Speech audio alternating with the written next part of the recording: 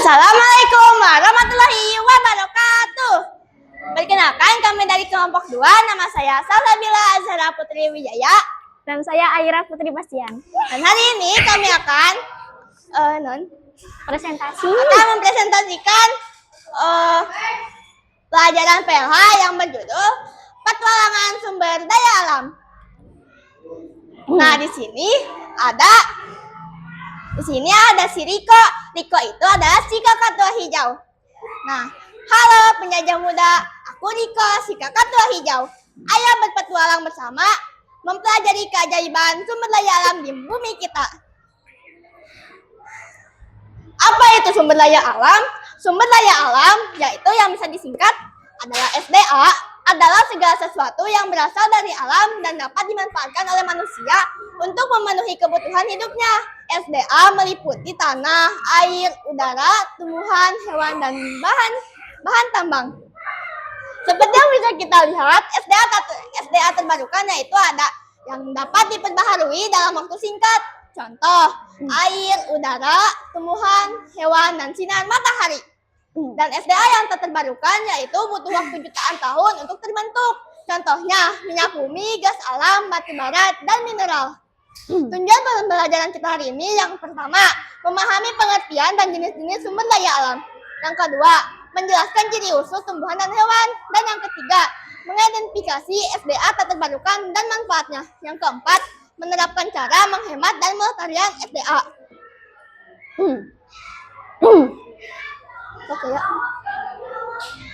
Ciri khusus tumbuhan dan hewan. Tumbuhan dan hewan memiliki ciri khusus untuk beradaptasi dengan lingkungannya. Ciri khusus ini membantu mereka bertahan hidup.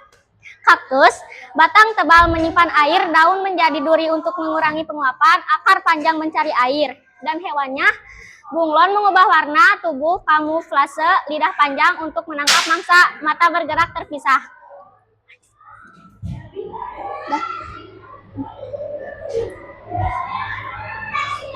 Dan di sini ada SDA tak terbarukan. SDA tak terbarukan adalah sumber daya alam yang jumlahnya terbatas dan membutuhkan waktu jutaan tahun untuk terbentuk kembali. Jika habis, tidak bisa diganti dengan cepat. Di sini ada batu bara. Batu bara yaitu terbentuk dari sisa tumbuhan purba yang terpendam jutaan tahun. Kegunaannya bisa untuk pembangkit listrik, bahan bakar industri, atau kereta api uap. Tapi batu bara ini menghasilkan polusi udara saat dibakar. Jadi harus lebih hati-hati ya.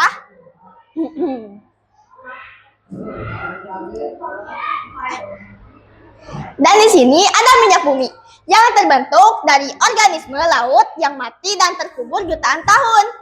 Kegunaannya bisa buat bahan bakar kendaraan, plastik dan domestik, atau aspal jalan. Tapi tumbuhan dapat merusak ekosistem laut. Lokasi di Indonesia itu biasanya ada di Riau, Kalimantan Timur, atau di Blora. Dan di sini ada gas alam yang terbentuk bersamaan dengan minyak bumi dan bahan organik. Kegunaannya untuk kompor gas rumah, pembangkit listrik, atau BBG kendaraan. Hati-hati, mudah terbakar, jadi harus hati-hati dalam penggunaan. Lokasi di Indonesia ada di Naluna, Arun, atau yang bisa disebut sebagai Aceh, ataupun Bontang di Kaltim.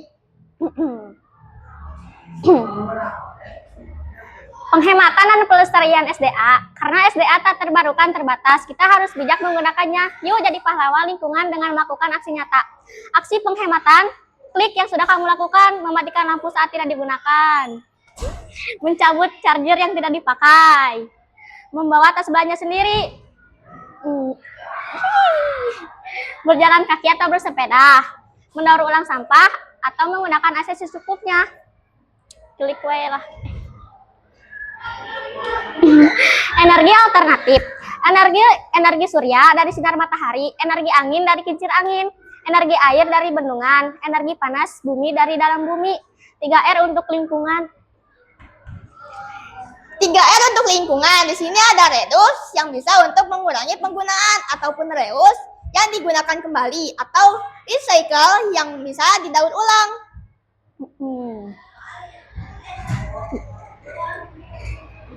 Rangkuman materi.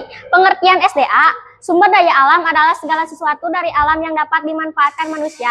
Terbagi menjadi SDA terbarukan dan tak terbarukan. Ciri khusus makhluk hidup. Tumbuhan dan hewan memiliki ciri khusus adaptasi untuk bertahan hidup. Contoh, kaktus menyimpan air, bunglon berkamuflase. SDA tak terbarukan meliputi batu bara, minyak bumi, gas alam, dan mineral.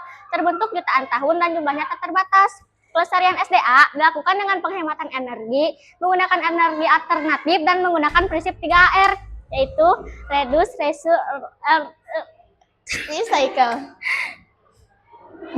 Nah, di sini kita mari pelajari permasalahan nyata terkait SDA dan pikiran solusinya bersama. Kasus 1, polusi udara dari pembakaran batu bara. Cerita kasus. Di sebuah kota industri, pabrik-pabrik menggunakan batu bara untuk menghasilkan listrik. Asap hitam keluar dari cerobong setiap hari. Warga mulai mengalami batuk dan sesak napas. Langit yang dulunya biru kini selalu terlihat abu-abu.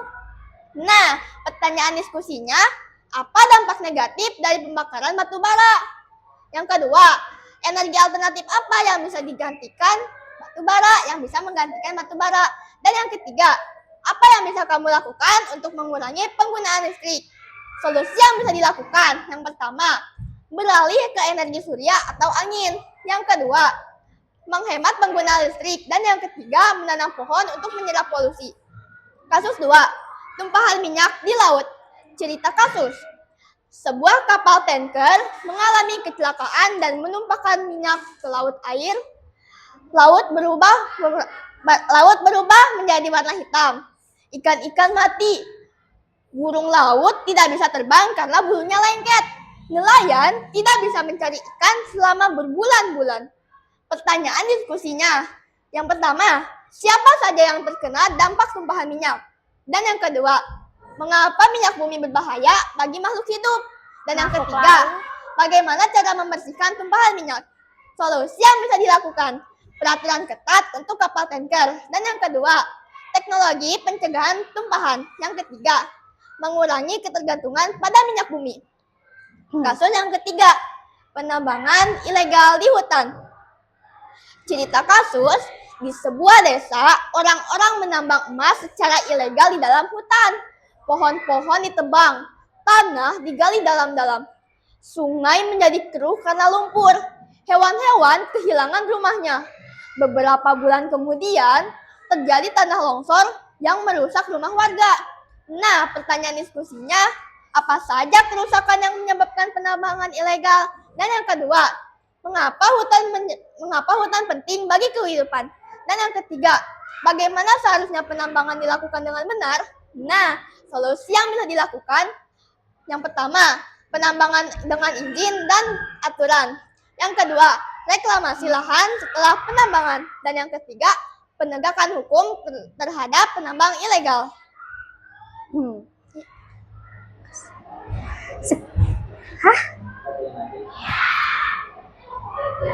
Kuis, main kuis. Sekarang kita main kuis. Oh, nggak bisa, ya udah. Udah. Sekian presentasi dari kami. Sekian, assalamualaikum warahmatullahi wabarakatuh.